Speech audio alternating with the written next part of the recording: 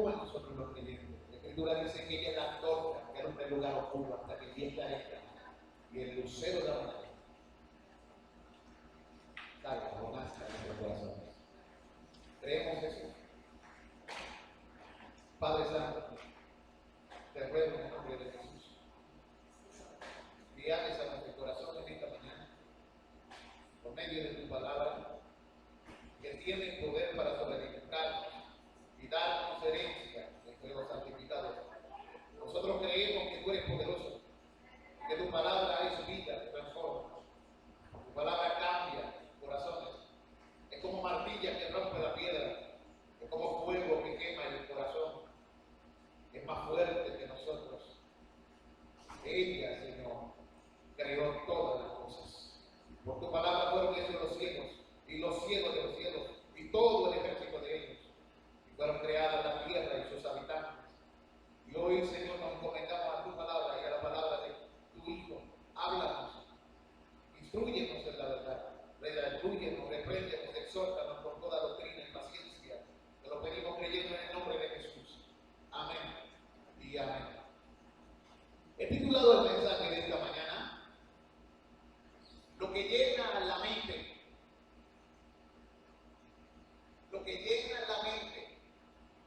Cristo, la esperanza del corazón. Así se llama el mensaje de esta mañana. Lo que llena la mente.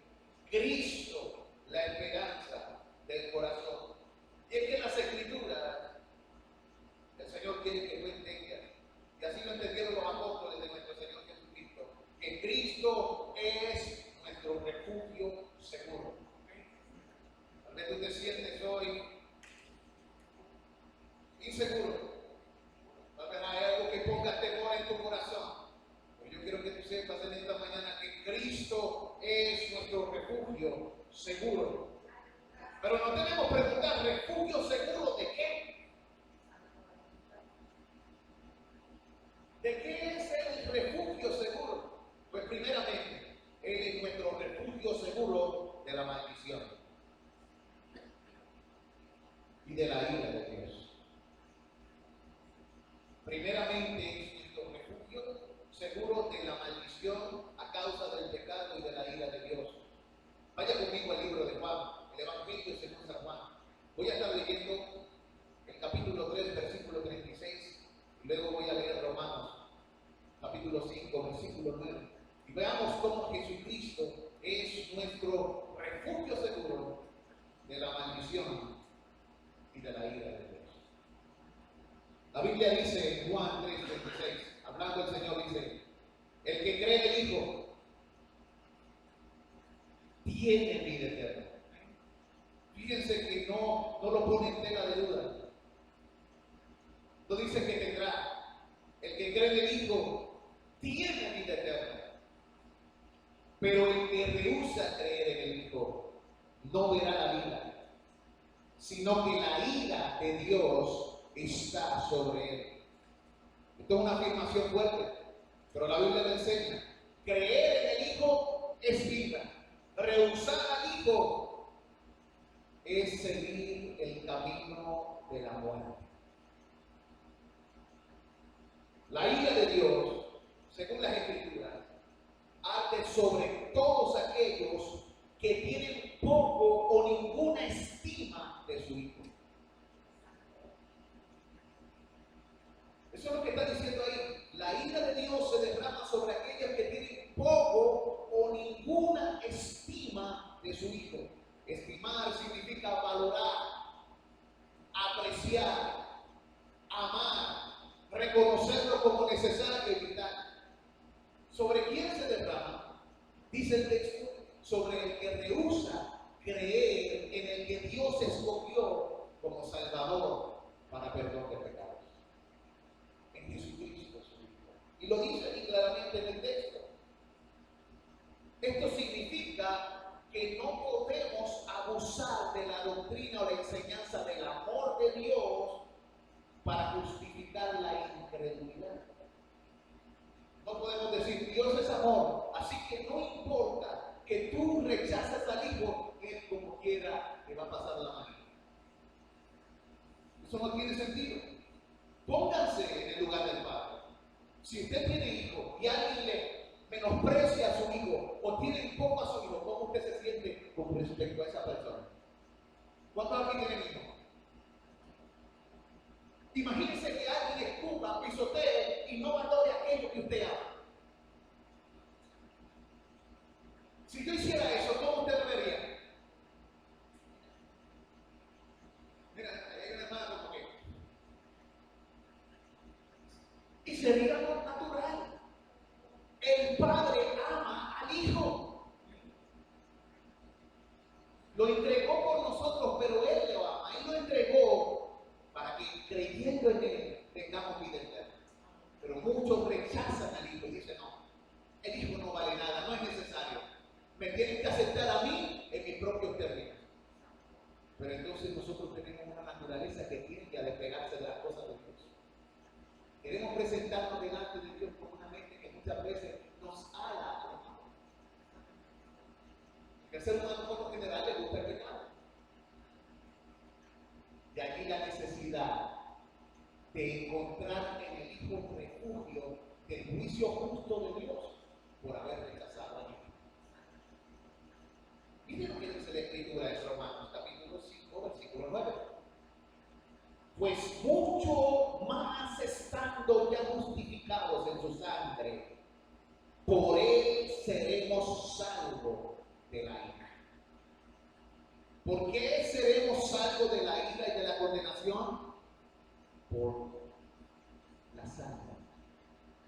Por estar justificados en la sangre. Y la palabra justificado es lo que hemos aprendido que es. Que somos sacados de una posición de enemistad con Dios y puestos en una relación correcta con Dios, donde ya no estamos en la silla de los condenados, sino en la silla y en la mesa de los hijos. Ya Dios no nos trata como reos, sino que nos trata como hijos. Porque la Biblia dice que el que cree en el Hijo, Él le da el derecho de ser llamado Hijo de Dios. El que cree en el Hijo. Lo que destruye la enseñanza, que por ahí se oye mucho, es que todos somos hijos de Dios. No. El que cree en el Hijo, Dios le da el derecho de ser llamado Hijo de Dios. Y por eso la palabra nos dice que rehusar creer en el Hijo es menospreciable y la consecuencia es que esa ira se derrama. Cristo es nuestro refugio entonces de la ira. Él es el único escondite, es la única esperanza, el único lugar a correr. Cuando viene un huracán, uno busca un refugio.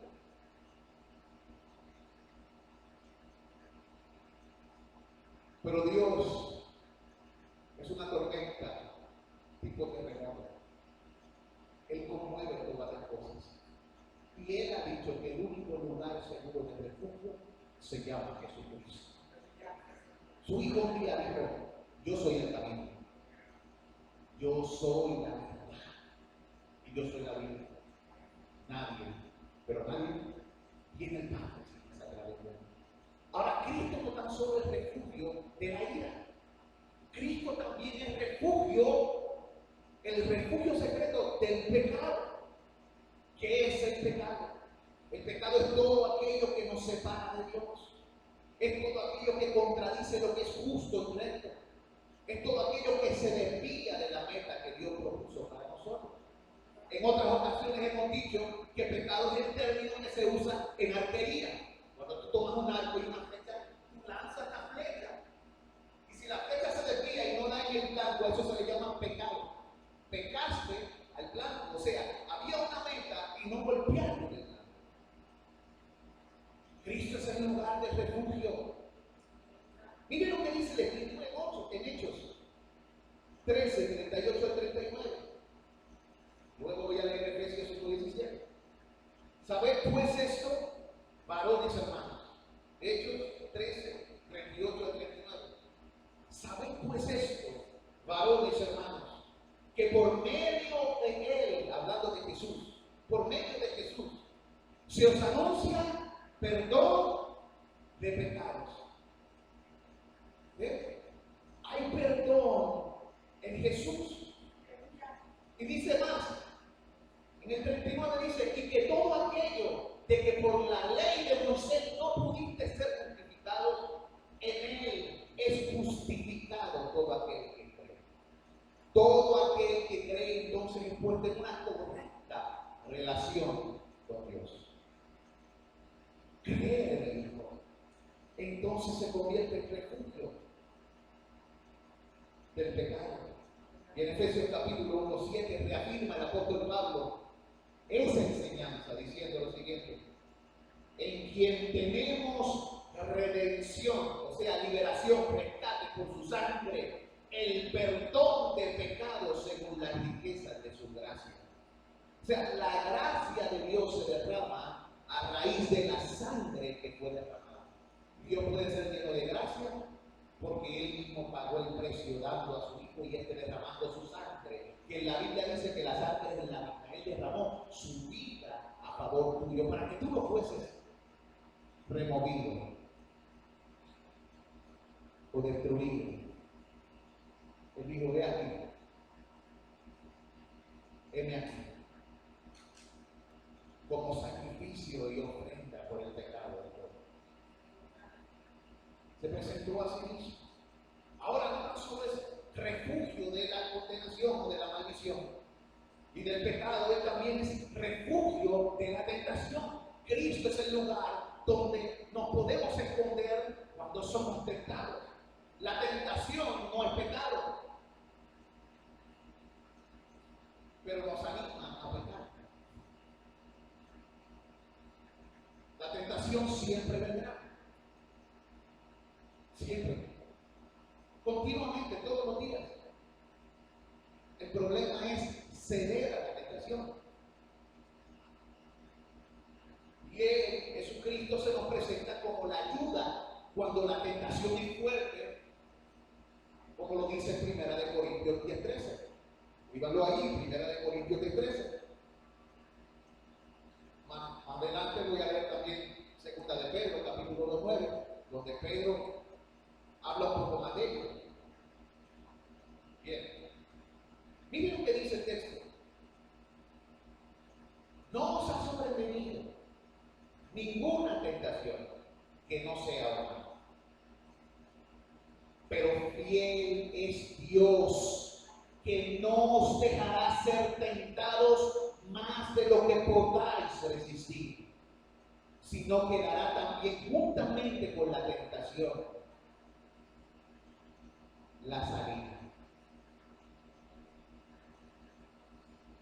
para que podáis soportar. Por tanto, amados míos, huid de la idolatría. Noten eso.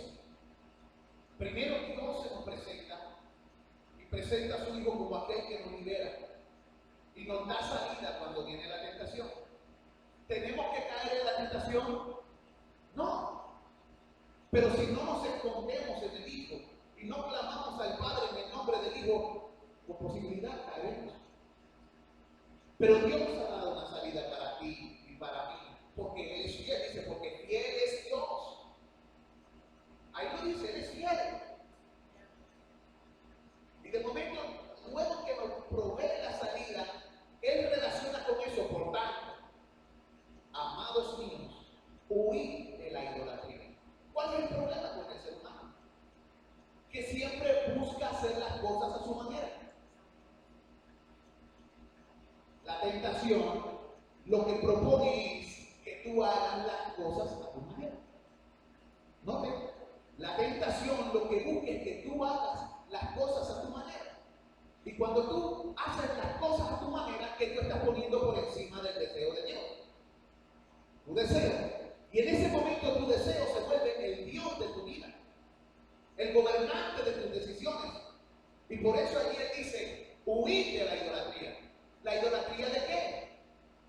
De poner nuestro deseo por encima de la voluntad santa, buena y perfecta de Dios. Así que cuando no cedemos a la tentación. Estamos huyendo de la idolatría de poner nuestros deseos como el Dios de nuestra vida. ¿Están captando la idea? Con lo que trato de decir el pasaje. Los seres humanos solemos hacer lo que nos da la gana, lo que queremos. De hecho, de eso se trata el pecado. Cada cual se apartó por su propio camino. Luego, viviendo de espaldas a Dios, clamamos: Dios, ¿por qué me pasan estas cosas?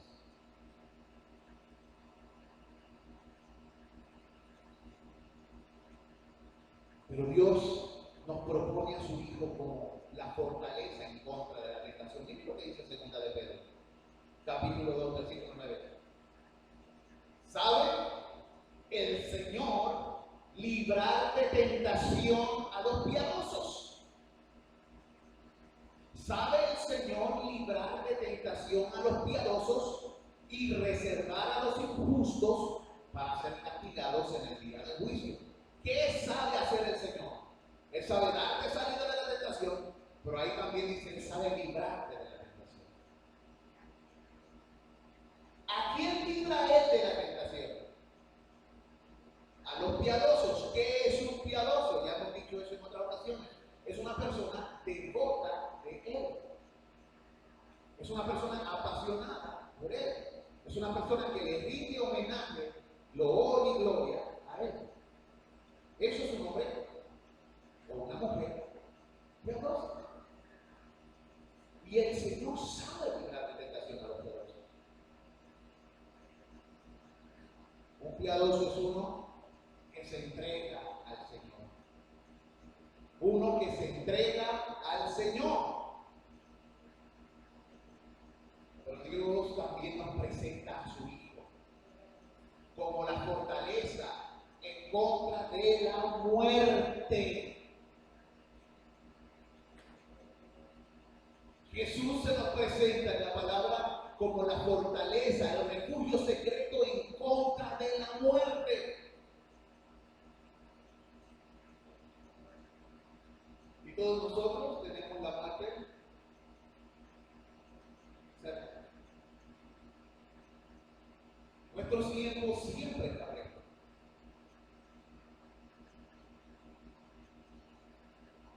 Primera de Corintios capítulo 15, versículos 54 al 57, la Escritura enseña y dice: y cuando esto corruptible se haya vestido de incorrupción, está hablando del cuerpo, y esto mortal se haya vestido de inmortalidad, entonces se cumplirá la palabra que está escrita: sorbida es la muerte en victoria. ¿Dónde está, oh muerte, tu victoria? ¿Dónde, oh sepulcro? Dice: ¿dónde está, muerte, tu aguijón? ¿Dónde, oh sepulcro, tu victoria? Ya que el aguijón de la muerte es el pecado y el poder del pecado la ley. Mas gracias sean dadas a Dios que nos da la victoria por medio de nuestro Señor Jesucristo. Este pasaje nos enseña dos verdades. Cristo es nuestro refugio que nos da la victoria sobre dos cosas. Número uno, nos da victoria sobre la muerte. Número dos, nos da victoria sobre la corrupción que azota el cuerpo humano. Cada uno de nosotros está degenerando. Desde el día en que nacemos, comenzamos a crecer y a morir. Y siempre la gente busca alargar el tiempo, de alguna manera, y tratan con medicamentos y muchas cosas, pero el Señor te ha prometido algo sobre este asunto. Él venció la muerte. El cupo de los hombres Él lo venció.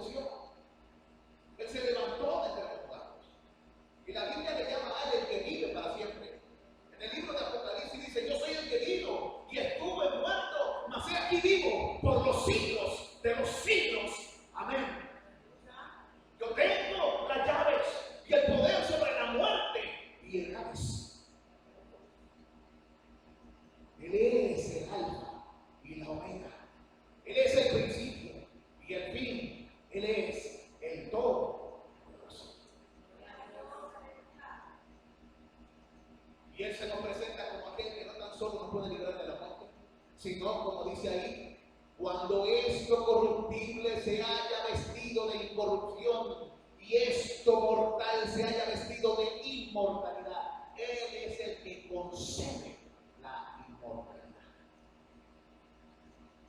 Él es el único y verdadero inmortal. El que siempre ha sido. Lo discutimos en una predicación pasada cuando hablamos acerca del Dios eterno.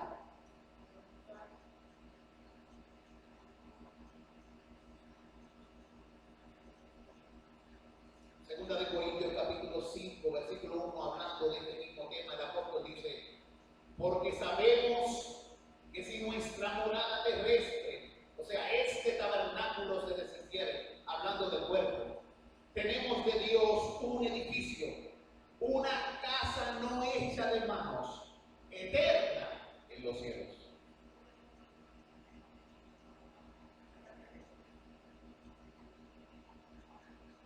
Esa es la esperanza del creyente. Lo que llena tu mente, Cristo, la esperanza del corazón. Él es refugio de qué? De la maldición. Él es refugio en contra del pecado. Él es el refugio en contra de la tentación. Él es refugio para el creyente en contra de la muerte. Y también es refugio para el creyente del juicio.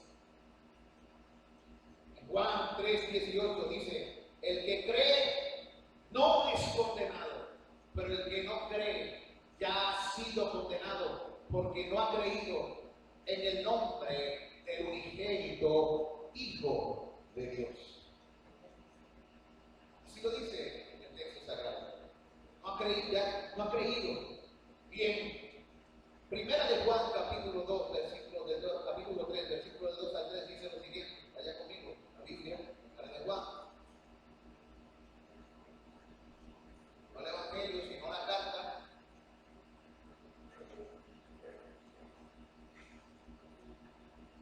Capítulo 3, versículos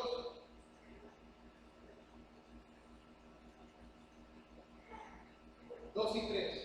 Dice: amados, ahora somos hijos de Dios y aún no se ha manifestado lo que hemos de ser. Pero sabemos que cuando Él se manifieste seremos semejantes a Él, porque le veremos tal como Él es. Todo aquel que tiene esta esperanza, estoy hablando de que Él es la esperanza del corazón, todo aquel que tiene esta esperanza en Él se purifica a sí mismo, así como Él es puro. Así lo dice el texto sagrado. Lo que nos lleva al segundo punto del mensaje.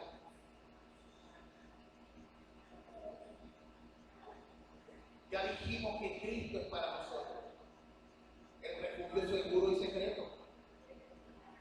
Pero ¿qué es la sangre de Cristo? La sangre de Cristo es la redención del pecador. Eso es lo que es la sangre de Cristo, la redención del pecador. Para que usted entienda lo que significa redención. Redención es un pago que se da por alguien que es esclavo. Alguien está esclavizado. Está con cadenas en su vida. Las cadenas pueden ser cualquier cosa, pero viene alguien, paga el precio y libera a ese esclavo. Eso se llama redimir. Lo liberta, lo rescata. Eso se llama redención. La sangre de Cristo es la redención del pecado o de las cadenas que nos atan. La Escritura lo dice en Primera de Pedro, capítulo 1, versículos 18 al 19, ahí leo: sabiendo que fuisteis rescatados de vuestra manera de vivir, la cual recibisteis de vuestros padres, no con cosas corruptibles como oro o plata, sino con la sangre preciosa de Cristo, como de un cordero sin mancha y sin contaminación. Cuando se trata de oro y plata, piedras preciosas, nada de eso puede comprar tu alma ni la vida de Dios. Si nosotros vamos al Salmo, la Escritura básicamente en el Salmo 49, uno de los versículos de allí dice que no hay forma en que el ser humano pueda redimir su propia alma de tal manera que escape de la muerte. Y se pudre en el sepulcro. Pero entonces Dios nos da un precio. Él nos transmite su vida. La vida es la sangre y Él nos transmite su vida por medio del sacrificio y la sangre de su Hijo. Y por eso allí dice claramente que fuimos rescatados por algo precioso, mucho más valioso que la sangre, el oro y que la plata. Si a ti te ofreciera $10 millones por quitarle toda la sangre a tu hijo, tú recibirías los 10 millones y le quitarías toda la sangre a tu hijo, todo del cuerpo. ¿Quién lo haría? ¿Por qué? ¿Qué significa que le quiten toda la sangre a tu hijo? ¿Qué le pasaría? Muere, ¿no? ¿Están captando la idea? El Señor derramó toda su sangre para redimir, rescatar al pueblo. Por eso, rehuir, creer en el Hijo es sumamente ofensivo a Dios. Porque Él nos valoró lo suficiente como para no estimar a su Hijo y entregarlo por nosotros. Pero nosotros menospreciamos el sacrificio como una cosa cualquiera, como un precio barato. Entonces, nos tenemos que preguntar qué pasó ahí.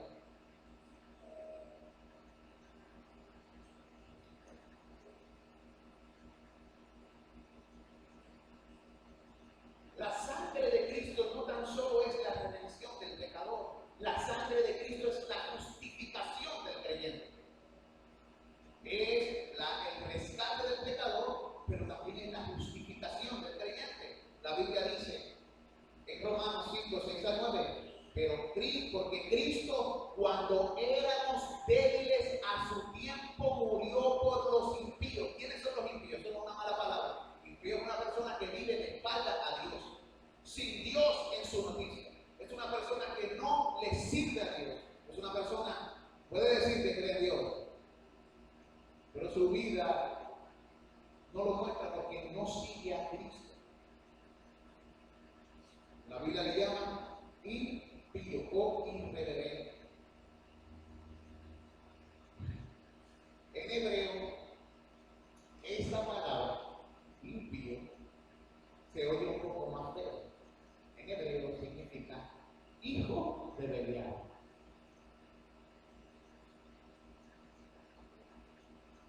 Hijo de Belial. O sea que Cristo dio su vida para salvar a algunos hijos de Belial. Unos hijos del diablo. Eso es lo que más éramos nosotros, lo dice en Efesios. Antes, cuando no estábamos en Cristo, nuestra mente y nuestros deseos se guiaban por los principios de este tipo, haciendo la voluntad de la carne, de los ojos y los deseos. Y éramos por naturaleza hijos de ira, lo mismo que los demás.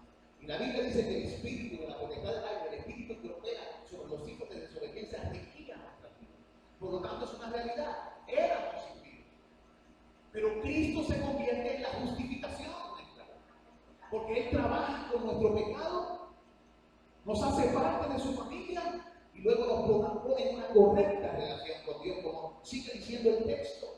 Dice allí: ciertamente apenas morirá alguno por un justo, con todo pudiera que alguno osara morir por el bueno, mas Dios muestra su amor para con nosotros, en que siendo aún pecadores, Cristo murió por nosotros. Pues mucho más, estando ya justificados en su sangre, que es la sangre de Cristo para nosotros, en nuestra justificación, estando ya justificados en su sangre, por Él seremos salvos por su vida. O sea, por su sangre, que es su vida. Estamos viendo la palabra. La sangre de Cristo también es la limpieza de todo pecado. La sangre de Cristo es la limpieza de todo pecado. Lo dije así en 1 de Juan, capítulo 1, versículo 7, dice: pero si andamos en luz, como Él es en luz, tenemos comunión los unos con otros, y la sangre de Jesucristo, su Hijo, nos limpia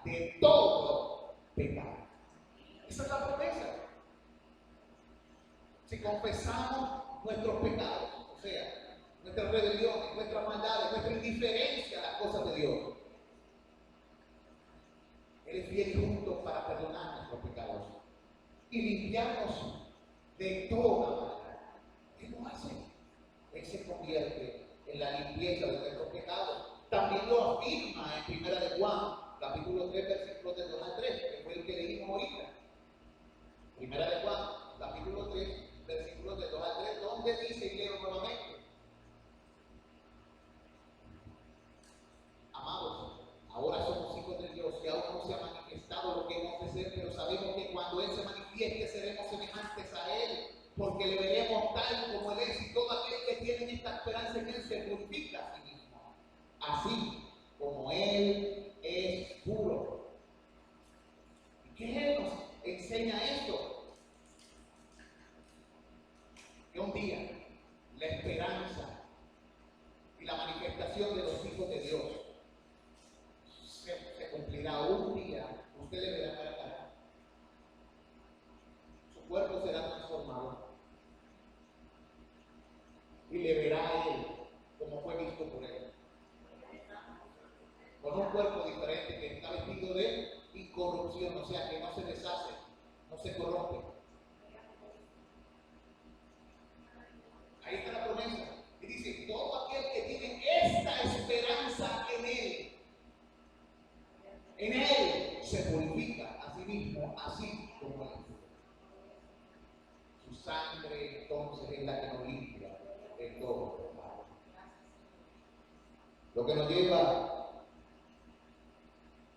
a la tercera punto es que la venida de Cristo es nuestra esperanza. La venida de Cristo es nuestra esperanza. Lo dice allí mismo. Estamos esperándole a Él. Y en el cuarto punto, ¿qué somos en Cristo? Ya que Él nos ha librado de todas estas cosas, como siendo nuestro refugio. Él ha provisto con su sangre muchas cosas para nosotros. ¿Qué somos en Cristo? Estando en Cristo. En Cristo somos nuevas criaturas. Segunda de Corintios capítulo 5, versículo 17 dice, de modo que si alguno está en Cristo, nueva criatura es. Las cosas viejas pasaron, y aquí todas son hechas nuevas. Esto es importante, porque lo más malo del mundo es llevar todos los esqueletos arrastrando. Y todas las pocas vergüenzas que uno hizo arrastrando. Y todos los pecados arrastrando. Como un bagaje que no puede, pero el Señor quiere limpiarte de tu pecado. Y también Él quiere llevar tu culpa, para que tú no andes por la vida arrastrando aquello que te haga hacia abajo, sino que poniéndote firme puedas caminar en Él, con la cabeza alta, mirando a Jesús, el autor y consumador de tu fe. Tu Salvador y tu Señor. En Cristo usted y yo somos santificados. No tan solo somos nuevas criaturas, sino que somos santificados. Mire cómo le escribe Pablo a la iglesia de los Corintios. En 1 de Corintios capítulo 1, 2 él dice, a la iglesia que está en Corinto, a los santificados en Cristo Jesús, llamados a ser santos, con todos los que en cualquier lugar invocan el nombre de nuestro Señor Jesucristo, Señor de ellos y nuestro. Así que Dios llama a ser santo a aquellos que le invocan. ¿Qué es invocar? Llamar. Tú llamas a alguien. Son gente que en diferentes partes del mundo han llamado al Señor Jesucristo, han pedido su auxilio, han pedido su ayuda, han pedido su socorro, han pedido su perdón, han pedido salvación. Se han dado cuenta que ellos no pueden y que Él tiene el poder para transformarnos y darle vida nueva a todos los santificados, dice la Escritura, a los separados. Fíjate que aquí ya no le dice a los pecadores impíos, ¿por qué? Porque eso era lo que eran, pero ahora han sido santificados, han sido separados, porque creyeron en Jesús, porque le invocaron y Él los tomó como suyo y Él les perdonó. A este fue que Dios puso como príncipe y salvador para dar arrepentimiento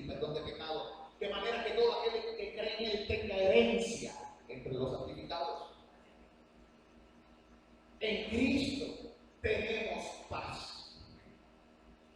Necesitamos paz. Pero no hay paz para los impíos, dice la misma Escritura. No hay paz para los que viven sin Dios. No, lo que hay es ira y horrenda. Me da pena, me da mucha pena. Pero en Cristo hay paz. Y Cristo es anunciado en todas partes para que las personas, justificadas por Él, tengan paz con Dios. Yo quiero que ustedes escuchen lo siguiente. Cristo es paz. Primera de Pedro, capítulo 5, versículo 14, la Escritura dice: saludaos unos a otros con ósculo santo de amor. Paz sea con todos vosotros los que estáis en Jesucristo. Amén. Así lo dice Primera de Pedro, capítulo 5, 14. Saludaos unos a otros con ósculo. Ósculo es un beso de amor. Es un beso con cariño. El amor del Señor. Los hombres también pueden, después que no cierren los ojos, porque ya es otra cosa. ¿Me entiendes?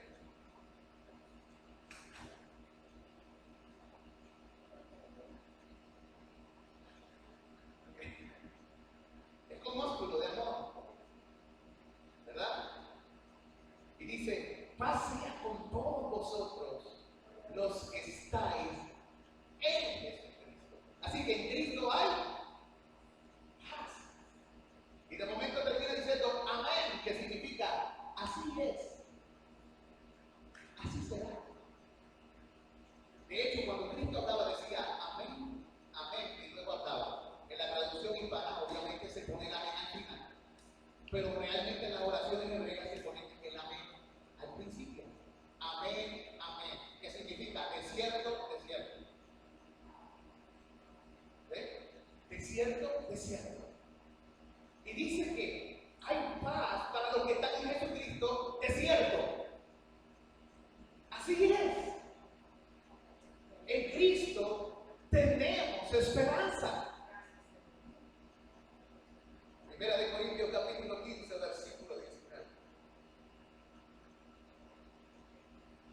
Dice: si en esta vida solamente esperamos en Cristo, somos los más dignos de conmiseración de todos los hombres. Eso es si Cristo no hubiese resucitado. Cuando usted ve el pasaje, dice: si Cristo no resucitó, van en nuestra esperanza, van en nuestra fe. Estamos perdiendo el tiempo aquí si Él no resucitó. Pero el apóstol dice: si en esta vida, si eso es así, solamente esperamos en Cristo, entonces somos los más dignos de conmiseración de todos los hombres, ¿verdad? Que no tengan compasión. Más ahora, Cristo ha resucitado de los muertos, primicia de los que durmieron. Es hecho, o sea, esto es un hecho, a fact. Escríbelo: Cristo resucitó, hay esperanza. No somos dignos de conmiseración. En el cielo, aunque el mundo nos menosprecie, el cielo canta y da gloria a Dios por la salvación que se nos ha ofrecido por gracia por medio de Jesucristo. En el cielo la multitud de los que han creído de toda lengua, tribu y nación cantarán: digno es el que está sentado en el trono y el Cordero, porque tú nos has redimido, nos has rescatado para Dios de entre todas tribu, lengua y nación. Así que en Cristo tenemos esperanza. En Cristo tenemos libertad. We are free. Ni las cadenas de las prisiones de mis hermanos que están siendo perseguidos en la iglesia sufriente pueden atar el alma de ellos. Una mujer llamada Madame Guyon estuvo en una prisión de este tamaño, una cajita, bajo el nivel de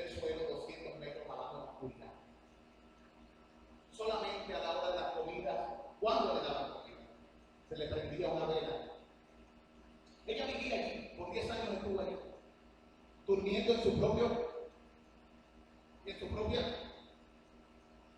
Allí ella dijo, guardaba prisionera, el incansable primo, ausente de los vientos que debo reivindicar, contenta entre mis rejas, feliz en mi destino, porque así le ha placido al Dios 3 veces santo. No tengo nada nuevo que ocupar mi mente, cantando paso el día seguro en mi recreo, que mi canción escucha el ser omnipotente que trabará mis alas hasta agradar deseo. Aunque muros de piedra mi libertad dependen, mi corazón es libre, jamás cadenas pueden arreojar o aguantar mi alma en su vuelo de gloria y mi cántico al Cristo de la gloria.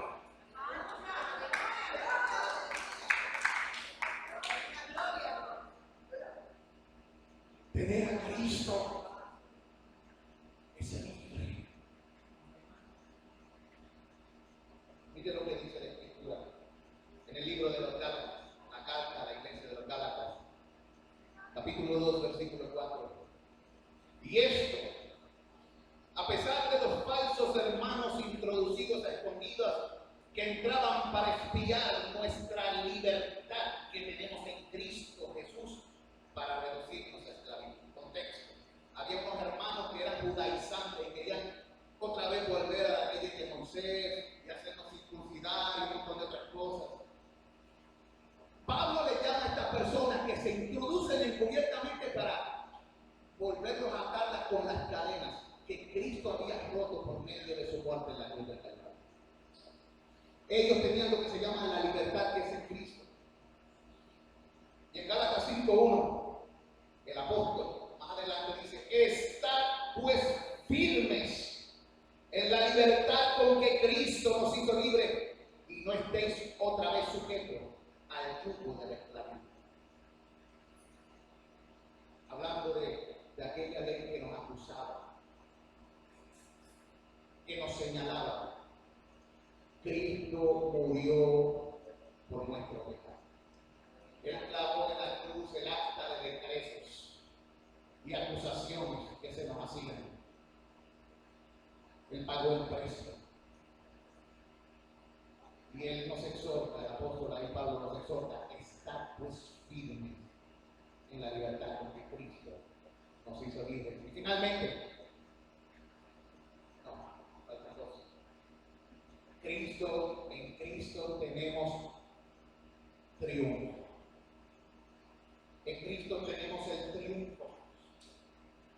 Segunda de Corintios capítulo 14 dice: mas a Dios gracia, el cual nos lleva siempre en triunfo en Cristo Jesús, y por medio de nosotros manifiesta en todo lugar el olor de su conocimiento. Creyente, debido a que estás en Cristo, independientemente de lo que estés atravesando, sea bueno, sea menos bueno, nada podrá evitar que triunfes. Porque el Señor nos lleva siempre en triunfo, en Cristo Jesús. Y en todo lugar el creyente lleva en su vida el olor del conocimiento de Cristo. ¿Hueles a Cristo? ¿Hueles a una persona que pasa tiempo con Él y que le conoce?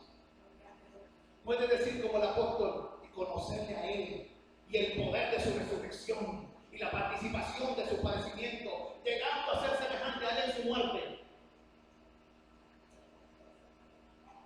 Hermanos, Él debe ser reconocido, a Él se le debe dar gracia, porque por causa de Él vamos de triunfo en triunfo, llevando el olor de su conocimiento.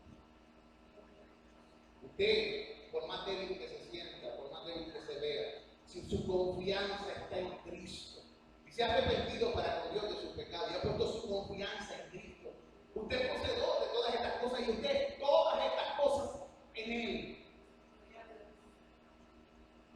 Usted tiene un refugio seguro en Él. Su sangre ha hecho cosas maravillosas en usted. Usted tiene esperanza de la vida eterna.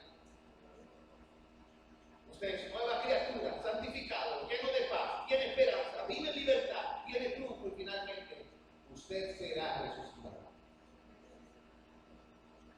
Porque el Señor mismo, con voz de mando y con trompeta de Dios,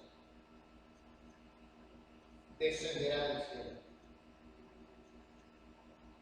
Y los muertos en Cristo resucitarán. Así lo dice la Escritura. Es en Cristo. Toda nuestra esperanza está en Jesús. ¿Esa canción cuál es? ¿Justificados por la fe?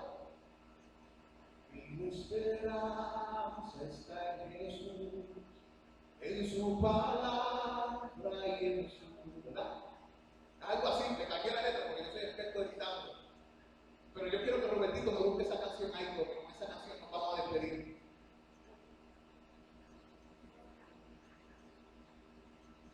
¿Cuál es esa? Mi roca se llama. ¿Dónde hay? Voy a orar, hermano. Tal vez tú estás aquí y tienes necesidad de que se ore por ti. Quieres que ore por ti. Y estás buscando algo. Lo que tú buscas se encuentra en Cristo. Lo que llena tu mente debe ser Cristo. Y para el que tiene en su mente y en su vida a Cristo, la Biblia dice que Él se vuelve su esperanza en el corazón. ¿Crees esto? ¿Crees esto? ¿Qué creen en mí? Recibe estas palabras, créelas en tu corazón, aquí donde te encuentras. Dile, Señor, he escuchado acerca de ti. Creo que estas cosas son ciertas. Perdóname. He vivido lejos de ti. Límpiame. Hazme una nueva criatura.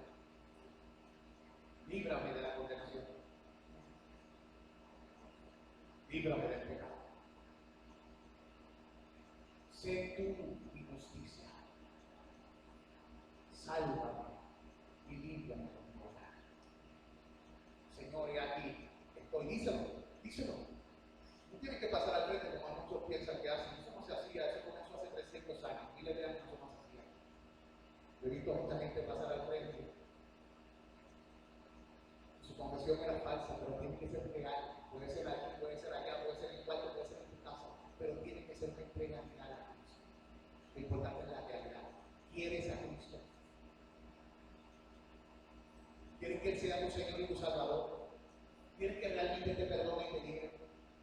La Biblia dice que Él es el Salvador y santifica a todos los que en cualquier lugar invoquen el nombre del Señor, porque a todo aquel que invocare, o sea, que llamare o clamare el nombre del Señor, será salvo. Así que allí donde estás, si no le conoces, dile, Señor, sálvame. Creo en ti, Hijo de Dios, ven a mi vida. Cambia mi corazón y sálvame. Padre, te ruego, Señor, por todas aquellas personas que han puesto esto en su corazón. Puede ser que cambie la mente y el corazón. Salva, Señor. Salva y ten misericordia de nosotros. Que el Rey nos escuche en el día en que a Él invocamos.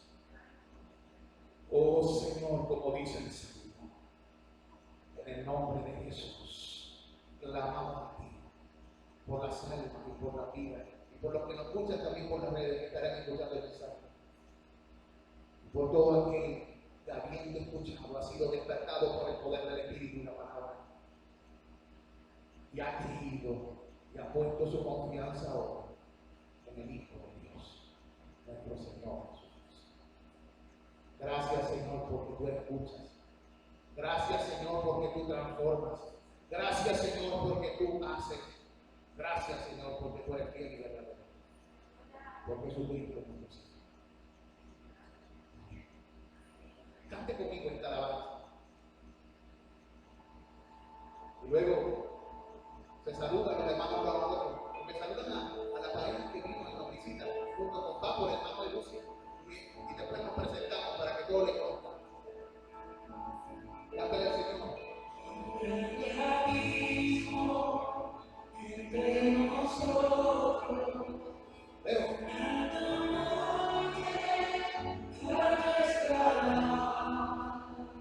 Con desespero volví al cielo y en la noche te esperaba. En lo oscuro, amor profundo, cruzó la sombra y me alcanzó. Eso hace eso.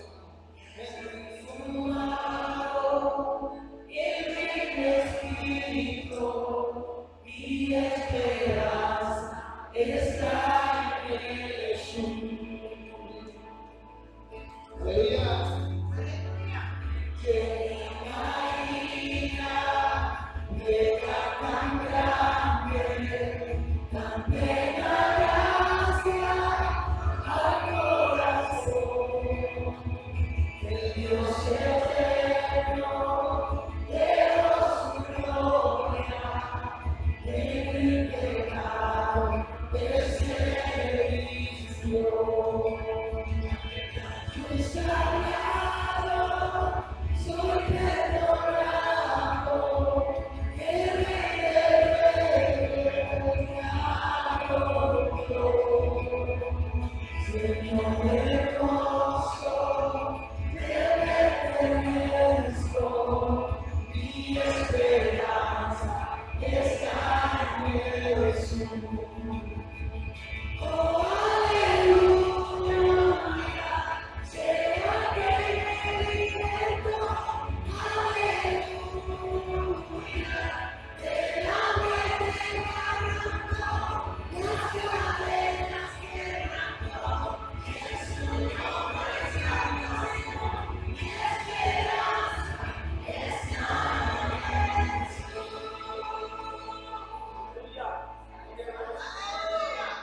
Mis promesas fueron ciertas cuando tu cuerpo resucitó. Desde el silencio, tu gran rugido quiero el poder de la muerte en mí. Aleluya. Y tus promesas fueron selladas cuando tu cuerpo resucitó. Desde el silencio, tu gran rugido quiero el poder